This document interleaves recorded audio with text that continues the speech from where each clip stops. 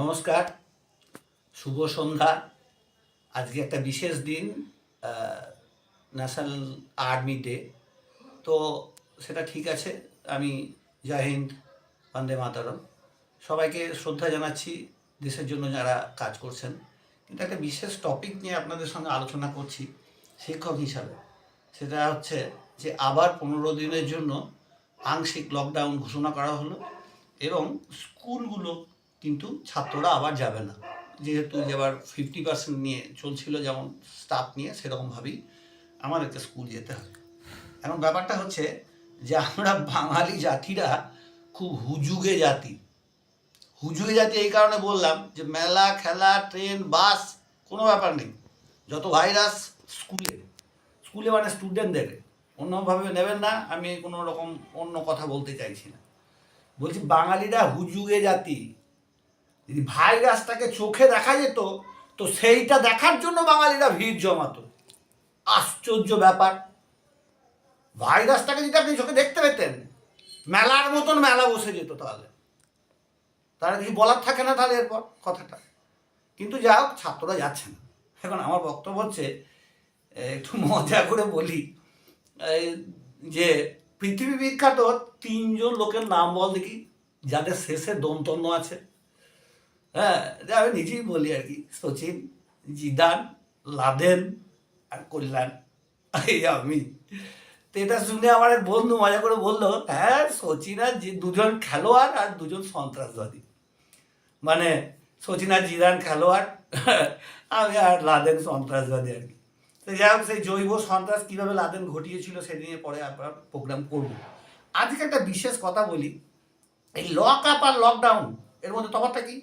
Lock আপে আপনি যদি থাকেন তাহলে বেল পেতে পারেন, আর লকডাউন কিন্তু নন বেলেবেল।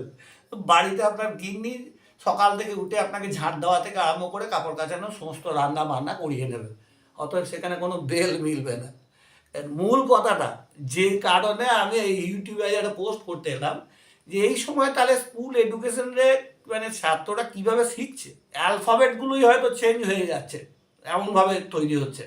আগে বাচ্চারা বলতো যখন A for apple, B for ball, কি সুন্দর শুনতে লাগতো।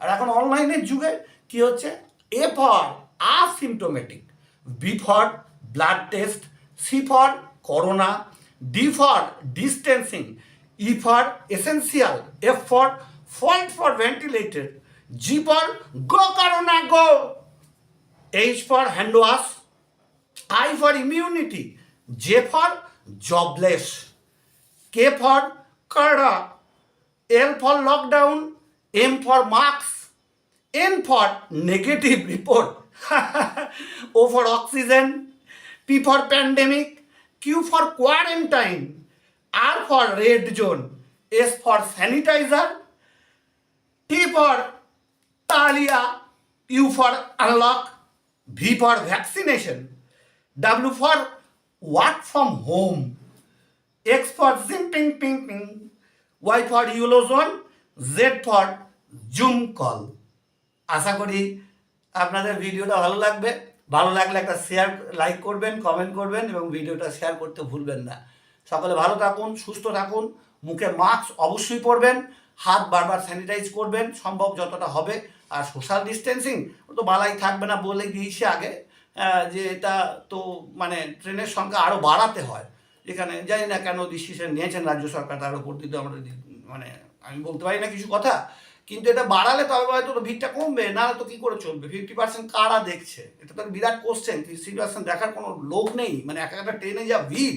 আমি একদিন গিয়ে তো অবস্থা, মানে নাকটা এরকম উপর দিয়ে উঁচিয়ে আছি যে শ্বাস নিতে কষ্ট হচ্ছে, আর ডিস্টেন্সিংয়ের কোনো বালাই নেই।